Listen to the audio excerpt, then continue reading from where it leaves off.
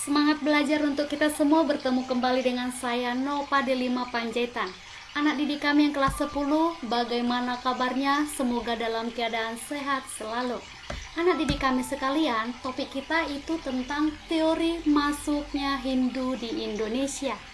Anak didik kami sekalian, sebelumnya kita telah membahas yaitu adalah zaman praaksara sampai dengan asal-usul kehidupan manusia di Indonesia.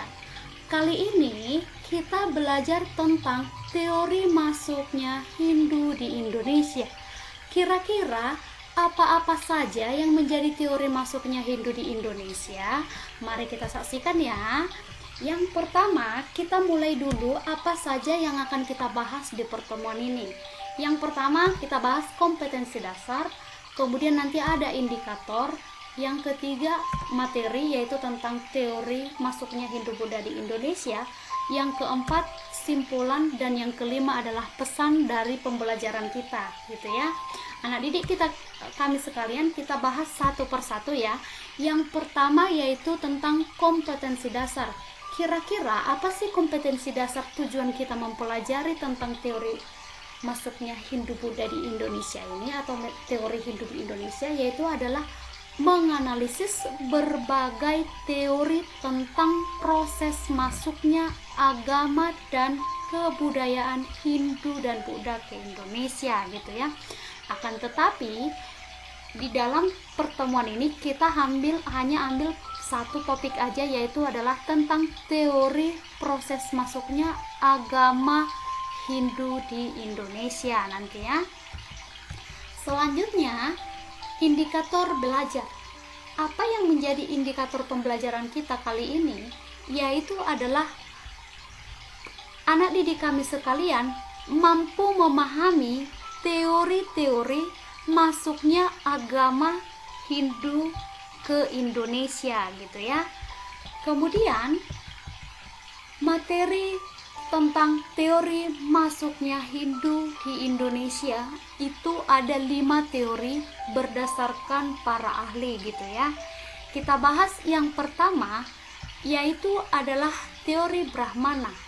Teori Brahmana ini dikemukakan oleh Si Van Leur, gitu ya. Apa disampaikan oleh Si Van Leur? Dia menyatakan bahwasannya agama Hindu di Indonesia itu dibawakan oleh kaum Brahmana. Kaum Brahmana ini siapa? Kaum Brahmana ini adalah golongan para pendeta. Kenapa? Apa bukti kuat yang disampaikan oleh Si Van Leur ini? Dia menyatakan bahwasannya karena hanya pendetalah atau hanya karena kaum Brahmana lah yang bisa membaca tulisan yang menggunakan huruf Pallava dan bahasa Sanskerta yang terdapat di prasasti Yupa yang terdapat di Kalimantan Timur. Karena itu merupakan peninggalan tertua dari kerajaan Hindu di Indonesia, gitu ya. Kemudian teori selanjutnya yaitu adalah teori Satria. Teori Satria ini dikemukakan oleh si Sesebok.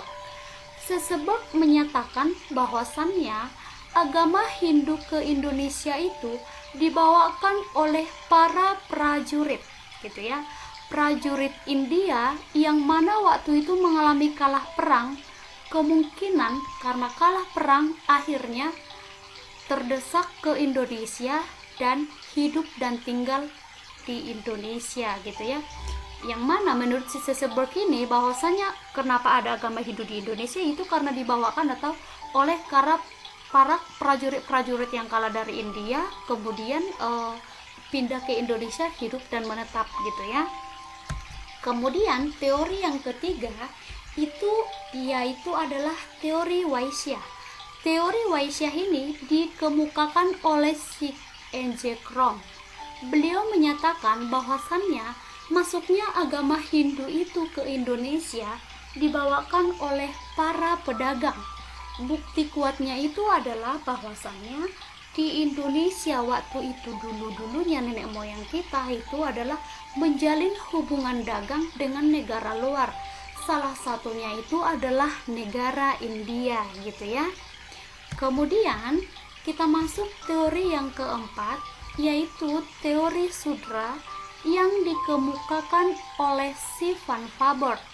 Beliau menyatakan bahwasannya masuknya Hindu ke Indonesia itu dibawakan oleh masyarakat biasa atau golongan yang rendah gitu ya. Golongan masyarakat biasa yang terdesak kemudian mengalami perpindahan ke Indonesia, pergeseran gitu ya. Bisa saja ini karena faktor dipengaruhi oleh kalah perang terhadap golongan lain sehingga pindah gitu ya. Ini adalah teori yang dikemukakan oleh si Van Fabert gitu ya. Kemudian ada teori yang kelima, yaitu adalah teori arus balik. Teori arus balik ini dikemukakan oleh Sir van den Bosch.